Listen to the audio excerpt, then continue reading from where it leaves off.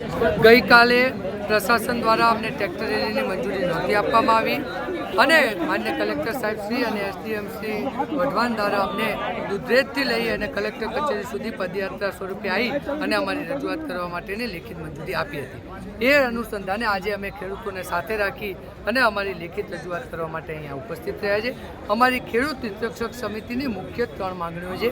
એક તો જે પાટણની સીમ જમીનમાં ગણોત નોંધ 192, 193, 194 અંતર્ગત જે ખોટું અવલોકન કરી અને અમારા જમીનોના દસ્તાવેજો 2019થી બંધ કરી દીધા છે અને અમારી જમીનોમાં પ્રીમિયમ જંત્રીના દર પ્રમાણે ઉધારવામાં આવે છે, એની સામે ખેડૂત હિતરક્ષક સમિતિનો સખ્ત વાંધો છે। સાથે સાથે અમારું નારાયણપુરા, હિંમતપુરા, પાટડીનું ખાન સરોવર અને ગરીબ પરિવારો જે ઝૂંપડપટ્ટી અને સ્લમ વિસ્તારમાં વસે છે એમના મકાનોનો પ્રશ્ન છે। એમના મકાનોમાં કેવલ સત્તાનો પ્રશ્ન છે અને આઝાદી પહેલાંથી એમના બાપ દાદાઓ જે મકાનમાં વસે છે આજ સુધી એ મકાનોનો હક પણ એમને સરકારશ્રી દ્વારા આપવામાં નથી આવ્યો।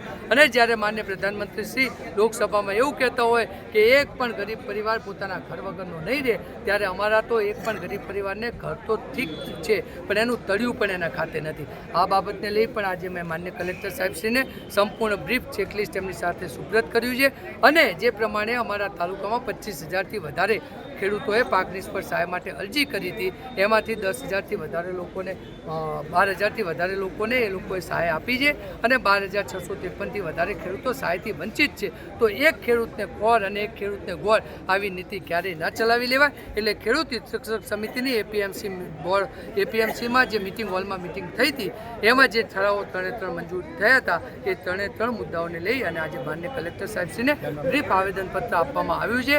આજે હું આપના માધ્યમથી ગુજરાત સરકારને વિનંતી કરું છું કે જે પ્રમાણે તમે સૂચિત જંત્રીનો ડ્રાફ્ટ કર્યો છે એ પ્રમાણે તો પ્રીમિયમ ખેડૂતો ક્યારેય ના ભરપાઈ શકે અને પાટડીના આજુબાજુના જે ગામો છે એ ગામો અંધકારમય જીવન જીવવા માટે મજબૂર બનશે। એટલે મારી કર્મબદ્ધ પ્રાર્થના છે કે આપ આ બાબતે સત્વરે નિર્ણય કરો।